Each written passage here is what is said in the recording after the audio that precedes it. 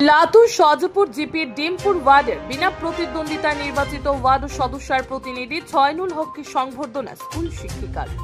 পুরনো উত্তর করিমগঞ্জের লাতুর সহজপুর গাঁও পঞ্চায়েতের সঙ্গে নতুন সংযোজন জনের বাজার স্থিত ডিমপুর গ্রাম।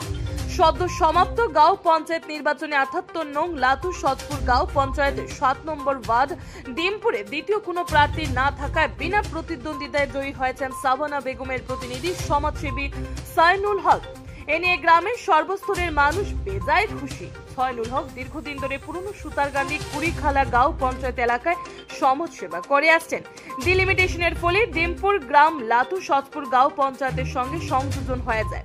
এতে ডিমপুর গ্রামকে ৭ নম্বর ওয়ার্ড হিসেবে লাতুর সহজপুর জিপিতে অন্তর্ভুক্ত করা হয়েছে। এই ওয়ার্ডে থেকে এবার বিনা প্রতিদ্বন্দ্বিতায় জয়ী হয়েছেন সাবানা বেগম।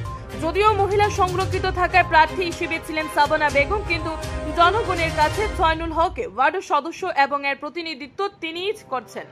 এ নিয়ে আজ সন্ধ্যায় ফকিরা বাজার রয়্যাল সিনিয়র সেকেন্ডারি স্কুলের শিক্ষিকা তথা ওই ওয়ার্ডের বাসিন্দা হবিবা খানম চৌধুরী ছয়নুল হককে তার ঘরে ডেকে নিয়ে সংবর্ধনা প্রদান করে ঘরোয়া অনুষ্ঠানের মাধ্যমে শিক্ষিকা হবিবা খানম চৌধুরী এবং তার স্বামী জয়নুল হক চৌধুরী ওয়ার্ড সদস্যের প্রতিনিধি ছয়নুল হক উত্তরীয় পরিয়ে বরণ করে পাশাপাশি বিভিন্ন উপহার সামগ্রী দিয়ে সম্মাননা প্রদান করে শিক্ষিকা হবিবা খানম চৌধুরী বলেন, ছয়নুল হক এই গ্রামের প্রকৃতি একজন সমাজসেবী মানুষ। জনগণ সঠিক প্রার্থীকে বাছাই করছেন বলে মন্তব্য করেন তিনি, যার ফলস্বরূপ তিনি আন্তরিকভাবে খুশি হয়ে সংবর্ধনা করছেন।